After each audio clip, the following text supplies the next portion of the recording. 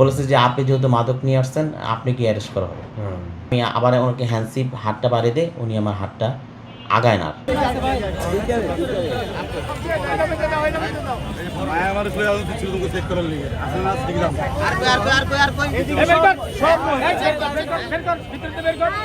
তো এলাকায় 5ই আগস্টের পর এবং 5ই আগস্টের আগে যেভাবে এলাকায় মাদকা আসক্ত এবং মাদক যারা বিক্রি করে যেভাবে ছড়িয়ে গেছে এটা বলা বাহুল্য।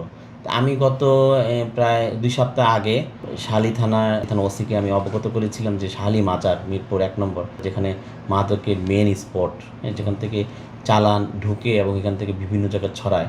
তো এটা প্রশাসনের কিন্তু অজানা নাই, প্রশাসন কিন্তু জানে। তো আমি প্রশাসনকে যখন আমি জানিয়েছিলাম তখন ওনারা বলছে ঠিক আছে আমি যাব, আপনি আপনি আপনার নেতাকর্মী দিয়ে আমাদেরকে সহযোগিতা করেন। তখন ওদিনকেও কিন্তু প্রশাসন পরে এসেছে। আমি যখন যাই বিপুল পরিমাণ প্রায় 3 কেজির মতো মাদক ধরি। ধরার পর প্রশাসনকে খবর দিই, প্রশাসন পরবর্তীতে আসে, কিন্তু তারা কিন্তু আগে আসে নাই। তো আসার পর ওসি সাহেব আমাকে আগ্রহ প্রকাশ করে আমাকে বলে যে ভাই বৃহস্পতিবার একটু রেট দিতে হবে, কারণ বৃহস্পতিবার সবচেয়ে বেশি মাদক বেচা কেনা হয়, সবচেয়ে বেশি মাদক খায় ওখানে। তে আপনার একটু সহযোগিতা কাম্য করি। তো উনি বলার পর আমি গতকালকে বৃহস্পতিবার তো ওনাকে আমি অবগত করি যে ভাই আপনি বৃহস্পতিবার বলছিলেন আজকে আপনি যাবেন, আজকে আমি ফ্রি আছি। তো বলছে হ্যাঁ ভাই অবশ্যই যাব, তাহলে আপনি আপনার নেতাকর্মীদের বললেন আমাদেরকে একটু সহযোগিতা করেন। তা আমি নেতাকর্মীদেরকে ওই স্পটের বিভিন্ন জায়গায় আগে যুবদলের নেতাকর্মীকে ছড়িয়ে ছিটিয়ে রাখি যে মাদক বেচা কেনা যদি করে, আবার যে যারা বেচা কেনা করে তাদেরকে ধরতে না, প্রশাসন আসার পরে আমি যাওয়ার পরে তাদেরকে ইয়ে করতে। তো ওরা দুপুর থেকে ছিল, তখন বিকেলবেলা এই যে সন্ধ্যার দিকে যখন 7টা বাজে ওসিকে ফোন দেই। তো ওসি ফোনটা পিক আপ করার পর বলছে আপনি যান 7টার দিকে, আমি আমার ফোর্স পাঠাইতেছি, আমিও আসতেছি।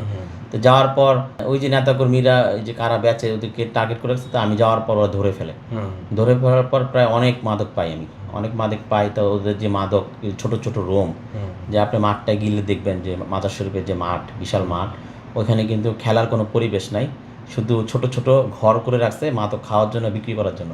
এটা ওপেন সিক্রেট। তারপর মহিলাও ছিল যারা বেচে এবং অনেক পুরুষ মানুষ ছিল যারা মাদক খায় এবং বেচে। তো অনেককে ধরা হয়। ধরার পর আমি প্রশাসনকে ফোন দিই, প্রশাসন বলছে পাঠাচ্ছি বলে ফোন দিলেন? হ্যাঁ ওসিকে বলে পাঠাচ্ছি। ওসিকে পাঠানোর পর ওসি বলে যে মানে পাঠাচ্ছি বলে আর কোনো খবর নেই। প্রায় 1 ঘন্টার মতো পরে আমি এই মাদক এবং এই যে ভিকটিম যে বিক্রি করে তাকে নিয়ে আমি ডিসি অফিসে যাই।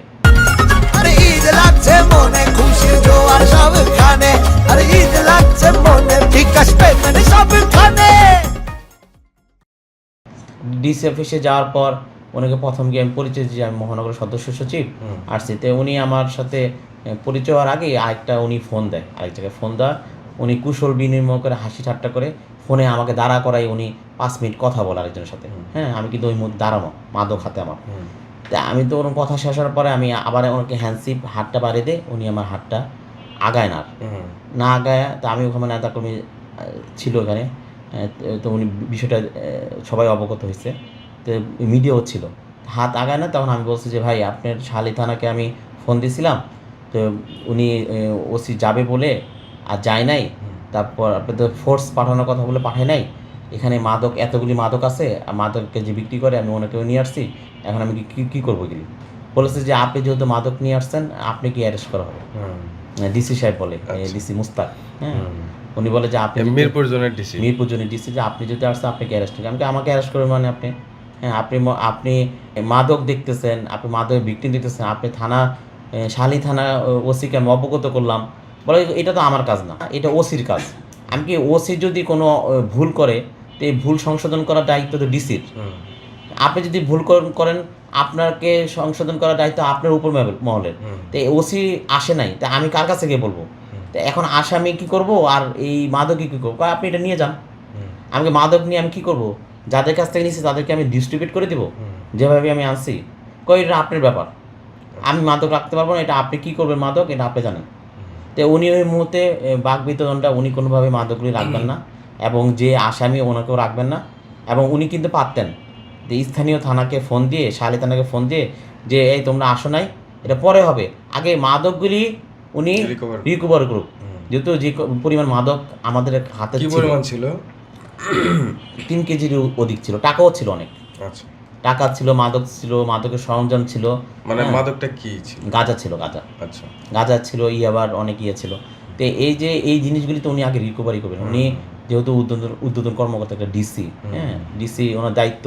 কি হয়েছে পরের কথা, আগে উনি মাদকগুলি রিকভারি করে, আর আগে উনি রাখুক। উনি কি করলেন, উনি মাদক রাখলেন না, না রেখে আমাকে যা তা বলে মাদক আমাকে সব ওনাকে বলেন যে আপনি মাদক রাখতে পারবেন, আপনি এখান থেকে চলে যান। তো ওখানে মিডিয়া ছিল, অনেকগুলো মিডিয়া ছিল, উনি দেখেছেন। তো উনি তো দায়িত্বরত কর্মকর্তা, উনি তো এটা করতে পারেন না। তো আমি পরবর্তীতে এই যে অতিরিক্ত পুলিশ কমিশনার নজরুল সাহেব, ওনাকে আমি ফোন দিই, ওনাকে অবগত করি বিষয়টা। তো উনি ফোর্স পাঠায়, ফোর্স পাঠানোর পর আমার এই অফিসের সামনে থেকে এই মাদকগুলি রিকভারি করে এবং আসামিকে রিকভারি করে নিয়ে যায়।